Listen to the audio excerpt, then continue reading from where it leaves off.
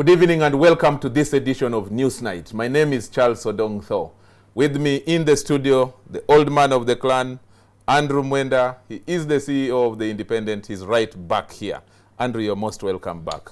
Thank you very much, Charles. Did you participate in the 20th anniversary of the Rwanda genocide? Well, you cannot call it an anniversary, perhaps a commemoration. Commemoration. Yes, I went to Kigali, I was there. They were trying to remember this very nasty incident in the history of the country. Yes. Now, first, very quickly, Andrew, many people think that you are not supposed to be commenting on Rwanda because you are an advisor to the president, right? Is that what the position you hold is? Yes, I sit on the president. And so that it would be hard for you to take an impartial analysis of Rwanda or the president of Rwanda.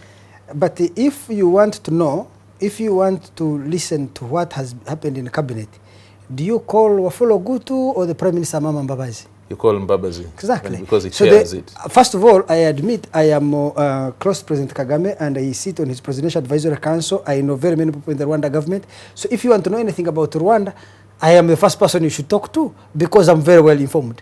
I admit that I am not impartial, but I am highly informed. So if you are looking for better information, better insight on Rwanda, I am the guy because other people do not know. They will be speaking from a position of ignorance. Better to talk to a biased person who is informed than an impartial person who is ignorant. Okay, based on that, I'm going to ask you the questions for the By next... the way, let me also give you another thing, Charles. Yeah. Even us as journalists, for you to be a very successful investigative journalist, and say you're investigating the army or the cabinet or stuff like that, you must have friends in the cabinet, friends in the high echelons of security, the military establishment. But it is also very compromising because if the people who are in the highest positions are leaking to you information, you also, through your interaction with them, owe them some obligation, assuming your best source had done something wrong. The choice we face as journalists is, should I break this story and lose a source who can give me the next 100 stories?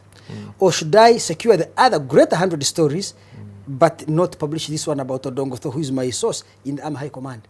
That's a very important choice, and that's what they will teach you in the School of Journalism. That's a serious judgment call. Okay, good. That candor having been expressed, now, how far has Rwanda come as a country, in your view? 20 years, 2 decades, with from that sad memory that we all think about? I should tell you, if you look at Rwanda and all other countries that have gone through the kind of experience Rwanda has gone through, I think it has been the most successful country in 3 areas. 1, the rapid reconfiguration of the state. 2, a rapid reconstruction of the economy. 3, a rapid reconciliation of the society. So on those 3 levels, Rwanda's success is without precedent.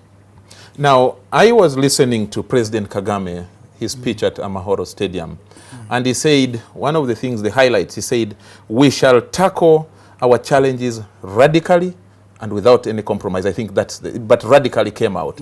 What was he meaning, radically? No, well, he meant that Rwanda is a country that is open to radical change. Rwanda fundamental, as we had it here, or radical is better? But I should, by the way, tell you, while I do not, you see, while President Yoweri Museveni promised a fundamental change in the politics of our country, Museveni never implemented any fundamental change. In fact, he reproduced the same old politics.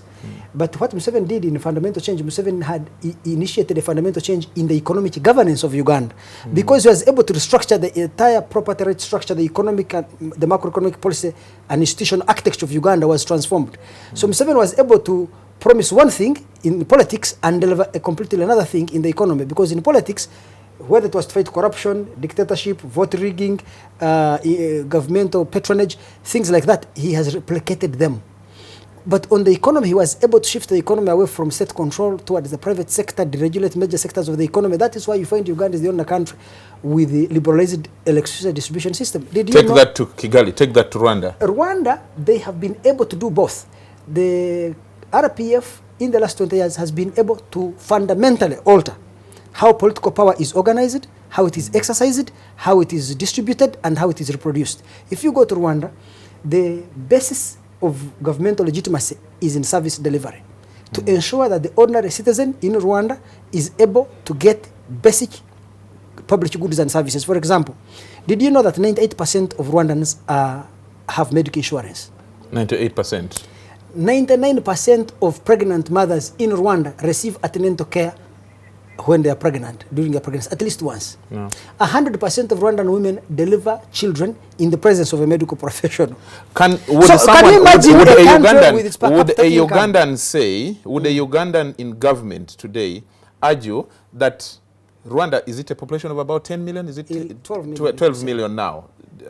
Not so much difference. Now, a population of 12 million, when you compare to Uganda, a population of about projected at now 36, that it is easier to radically change the standard of the living of these people. Would someone argue that and get away with it? I would not agree. Or it is something bigger than that? Then it would mean that the kind of change we are seeing taking place in China will not happen. China has 1.5 billion people. How come it is performing? But there are hundreds of millions of poor people in India, for example. No, but we are talking of China, don't go to India. India has... Large population is what we are talking about, I guess. So in other words, I'm saying the fact that a country has a large population, like Germany has about 100 million people, but you go to Germany and see the quality of services they deliver. Uganda has only Germany is about 85. They have not yet reached 100, yeah. So, but that is more than twice the population of Uganda. How come they deliver better services? I don't think that the problem is a problem of population size. The problem could be population diversity. If I were to agree with Uganda, I would say, look, with a person defending President Yoweri Museveni, that Uganda, because it is a highly heterogeneous society, the state in Uganda is new. You see, the state in Rwanda is very old. The German and the Belgian colonial state did not create the state of Rwanda. They found a state there which had existed for 500 years. Yes. So within the social consciousness of the Rwandan mindset, the state as an authority has existed and enjoys legitimacy that is historical. That is one. Two, Rwandese do not have diverse ethnicities. They are one group. Only two tribes. Actually, they do not have tribes. Tutsi the Hutus and the Tutsis are occupational differences in the sense that the Hutu used to cultivate crops and the Tutsi graze cows. That's the only difference. But they live on the same hills, they speak the same language, share a common culture, share common traditions, and have heavily intermarried to such a degree. Can I just let me finish from there? Please let me finish. If you go to Rwanda, you cannot find a single human being who is a Hutu or a Tutsi and does not have relatives on the other side. There is not a single Tutsi who does not have Hutu relatives or a Hutu who does not have Tutsi relatives. You have just touched on some, that difference now. 20 years after the genocide, one marked challenge that remains for Rwanda is to see that the group that was called the genociders, mostly the Hutus, who ran to Eastern Congo, continue to be, a thorn in the flesh of Rwanda. The fact that they remain in the mindset of a Rwandan or any person thinking about the unity in that country. How should they, moving forward, resolve that matter? But perhaps you should ask, how are they resolving it? I should tell you that Rwanda started a process of reconciliation and reintegration of the society and forgetting the crimes of the past in 1994.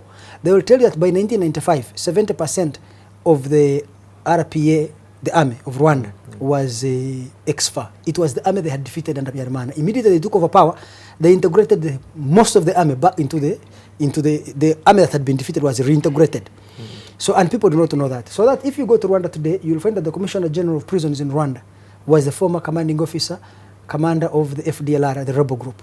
The chief of staff of the reserve army in Rwanda was the chief of intelligence of FDLR. The longest serving minister of defense in Rwanda, Michel Gasinzi, was the army chief of staff under Habyarimana and had been Habyarimana's the leader of the Habyarimana government at negotiations in Arusha. Do you see? So they have been able to get both former... Oh, let me give you another statistic. 53% of the current parliament of Rwanda are refugees who returned from Congo, which shows you, who are in the bushes of Congo, which shows you that they are people who were part of FDLR fighting the government.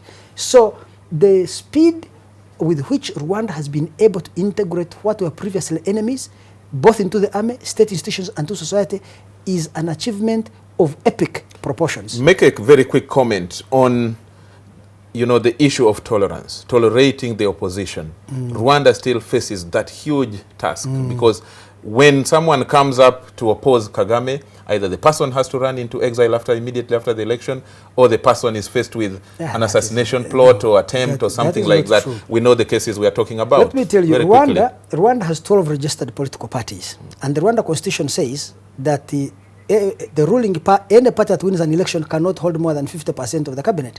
So the other political parties, what you would call opposition parties, occupy 50% of the cabinet. The president of Rwanda and the speaker of parliament cannot come from the same party. Right now, the president of the Senate, the speaker of parliament, and the president come from 3 different political parties. If that is not toleration of dissent, what is it?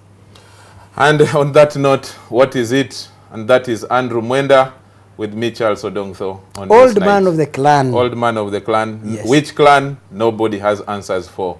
But that was Newsnight.